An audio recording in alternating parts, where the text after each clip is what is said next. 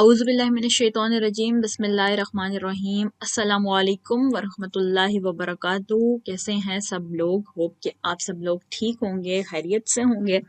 तो आज की जो हमारी वीडियो है, जैसे आपने थंबनेल से देख लिया होगा कि हम लोग तफसीर के लेक्चर्स स्टार्ट कर रहे हैं।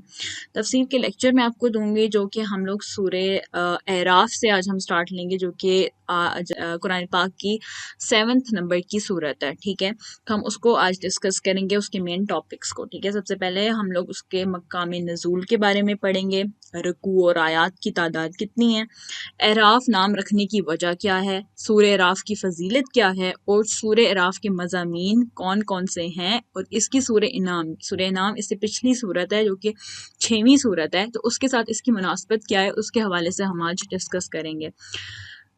औज़ु बिल्लाहि मिनश शैतानिर रजीम बिस्मिल्लाहिर रहमानिर रहीम स्टार्ट करते हैं।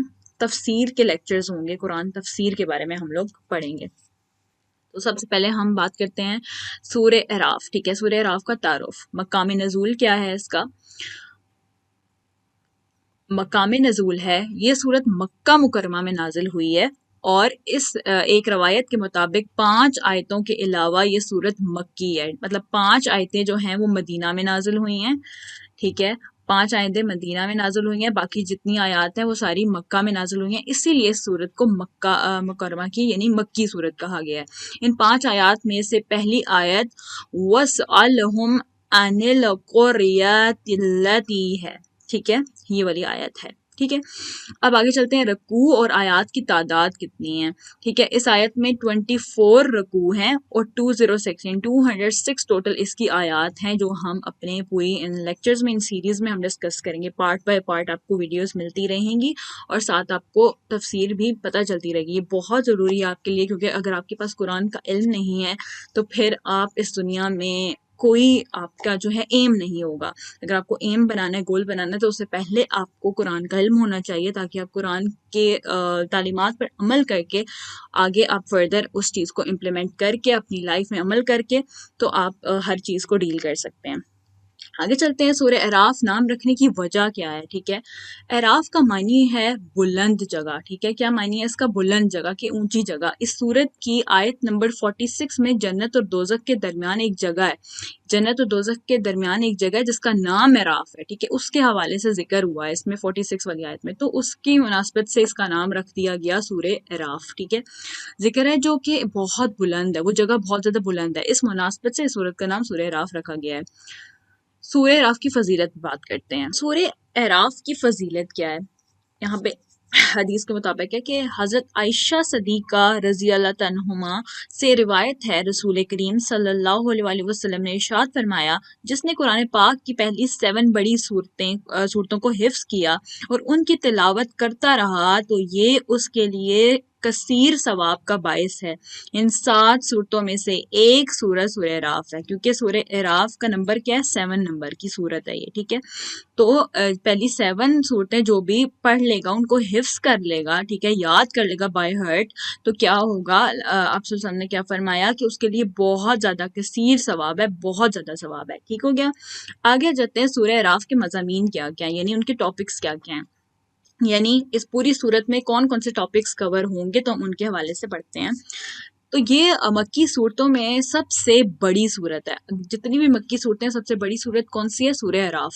और इस सूरत का मरकजी मजमून ये है कि इसमें अंबिया कराम अलैहिस्सलाम के हालात और उन्हें जुटलाने वाली कौमों के अंजाम के वाक़यात बयान करके उस उम्मत के लोगों को उन कौमों जैसा अजाब नाजिल होने से डराना। ठीक है, यानी इसमें क्या है कि अंबिया अलैहिस्सलाम की जो भी हालात ज़िंदगी थी, ठीक है, उन्होंने जो हालात, उन्होंने जो स्ट्रगल किया, हार्डशिप्स को फेस किया, जो उनकी लाइफ में ऑब्स्टेकल्स आए थे इस्लाम को फैलाने में, उन सारी चीज़ों में जिन लोगों ने, जिन कौमों ने उस चीज़ को झुटलाया था, उनका अंजाम क्या हुआ था, उनके वाक़यात हैं, उनके पूरे पूरे लंबे लंबे स्टोरीज वगैरह बयान की गई हैं।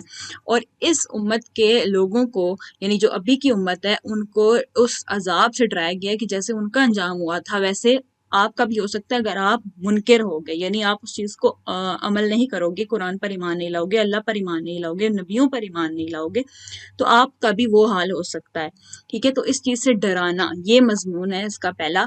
फिर है ईमान और नेक अमाल की तरगीब देना। ठीक है, नेज़ इस सूरत में इस्लाम के बुनियादी अकायद جو بنیادی عقائد جو ہوتے ہیں، یعنی ڈیلی لائف جو آپ کی سچویشنز ہوتی ہیں ان کے حساب سے بھی بتایا گیا، جیسے کہ اللہ تعالیٰ کی وحدانیت کا بتایا گیا کہ اللہ تعالیٰ ایک ہے، اس کے وجود کا بتایا گیا کہ اللہ تعالیٰ ہے، وہ وجود میں ہے، ٹھیک ہے، اللہ تعالیٰ موجود ہے، ٹھیک ہے، وحی اور رسالت کے حوالے سے بتایا گیا کہ وحی آئی، رسولوں پر وحی آئی، رسالت کیا ہے، رسولوں پر ایمان لانے کی ترغیب دلائی گئی، مرنے کے بعد دوبارہ زندہ کیے جانے اور اعمال کے جزا ملنے کو تفصیل کے ساتھ بیان کیا گیا ہے، ٹھیک ہے، مرنے کے بعد کہ دوبارہ انسان کو زندہ کیا جائے گا، اس کے بارے میں سورہ اعراف میں پورا ذکر ہے کہ کیا جائے گا، کیونکہ آج کل مشرک کچھ لوگ ہوتے ہیں کہ وہ بس مانتے ہیں کہ مر جائے گا انسان تو بس وہ زندہ نہیں ہوگا، موت بس اینڈ ہے اس کا، تو ایسا نہیں ہے، مرنے کے بعد دوبارہ زندگی ہے، ہمارا ایمان ہے اس چیز پر، تو اس چیز کو بہت تفصیل سے بیان کیا گیا ہے، اور اعمال کی جزا ملنے کو تفصیل کے ساتھ بیان کیا کہ اعمال اگر آپ کرتے ہو، اچھے اعمال کرو گے اس کی جزا ملے گی، برے اعمال کرو گے تو برے کی بھی ملے گی،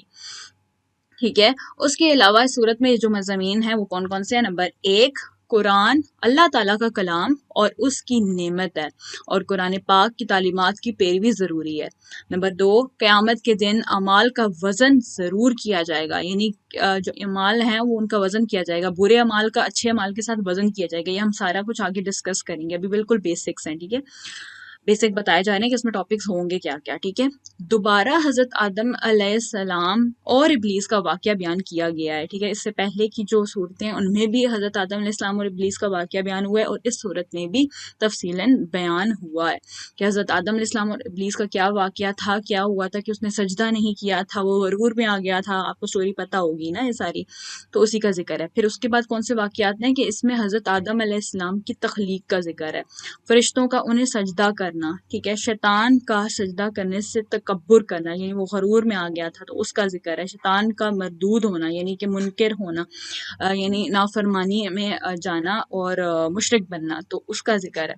حضرت آدم علیہ السلام کے ساتھ اس کی دشمنی، اس کا کیا دشمنی تھی اس کا ذکر ہے، اور حضرت آدم علیہ السلام کی جنت سے زمین کی طرف آمد کا ذکر ہے کہ کس طرح وہ جنت سے زمین کی طرف آئے تھے۔ پھر اس میں کفار اور مشرکین کے آخری انجام کو بیان کیا گیا ہے کہ کفار اور مشرکین کے آخری انجام کیا ہوں گے، آخر میں ان کے ساتھ کیا ہوگا، کیا ان کے عذابات ہوں گے، ان سب کے بارے میں ذکر کیا گیا۔ اس کے بعد قیامت کے دن ایمان والوں کے حالات، ان کے حالات کیا ہوں گے، جہنمیوں اور اعراف والوں سے ہونے والی گفتگو، ان کے ساتھ جو گفتگو ہے اس کے بارے میں ذکر ہے، اور اہل جہنم کی آپس میں کی جانے والی گفتگو، جو اہل جہنم ہے، جہنم میں جانے والے، وہ آپس میں کیا ایک دوسرے کو بولیں گے، اس کے بارے میں اس میں سارا کچھ تفصیل سے بیان کیا گیا ہے۔ اللہ تعالیٰ نے اپنی عطا کردہ نعمتوں سے اپنے وجود اور اپنی وحدانیت پر استدلال فرمایا ہے، ٹھیک ہے، اس کے بارے میں ساری ڈیٹیل بتائی ہوئی ہے۔ اس کے بعد اس میں کون کون سے واقعات آ جاتے ہیں۔ اس صورت میں حضرت آدم علیہ السلام کے واقعے کے علاوہ مزید 7 واقعات بیان ہیں۔ نمبر 1، حضرت نوح علیہ السلام اور ان کی قوم کا واقعہ، حضرت ہود علیہ السلام اور ان کی قوم کا واقعہ، پھر حضرت صالح علیہ السلام اور ان کی قوم کا واقعہ، حضرت لوط علیہ السلام اور ان کی قوم کا واقعہ، حضرت شعیب علیہ السلام اور ان کی قوم کا واقعہ، حضرت موسیٰ علیہ السلام اور فرعون کا واقعہ، حضرت موسیٰ علیہ السلام اور بلعم بن باعور کا واقعہ، یہ ہم پڑھیں گے آگے، ٹھیک ہے۔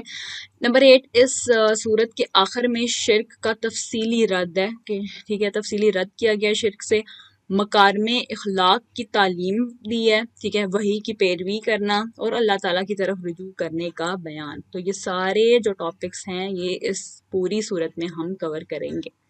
آگے آ جاتے ہیں سورہ انعام کے ساتھ اس کی مناسبت کیا ہے، جو کہ 6ویں صورت ہے، سورہ انعام 6ویں صورت ہے، اس سے پہلے والی صورت، اس کے ساتھ اس کی کیا مناسبت ہے، کیا ریلیشن ہے، ٹھیک ہے۔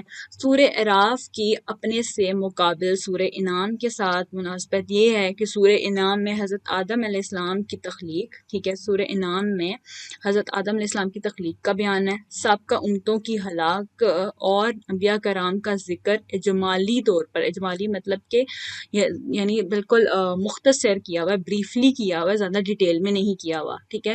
جبکہ سورہ اعراف میں ان تینوں امور کا، یعنی ان تینوں چیزوں کا، ان کی تخلیق کا، سابقہ امتوں کے ہلاک ہونے کا، انبیاء کرام کا، تو یہ سارا ذکر تفصیل سے کیا ہوا ہے، اسے کیا تفصیل سے یعنی ڈیٹیل سے کیا ہوا ہے، تو اس کے بارے میں ہم ڈسکس کریں گے اپنی آج سورہ اعراف کے پورے جو ہے صورت میں، ٹھیک ہے۔ آئی ہوپ سو یہاں تک آپ کو سمجھ آ گئی ہوگی، اس ویڈیو میں اتنا ہی تھا، نیکسٹ ویڈیو میں ہم سورہ اعراف کے آگے آیات سٹارٹ کریں گے۔ تب تک کے لیے خیال رکھیں اور چینل کو سبسکرائب کریں تاکہ ہماری ساری ویڈیوز آپ کو ساتھ ساتھ ملتی رہیں. تب تک کے لیے اللہ حافظ.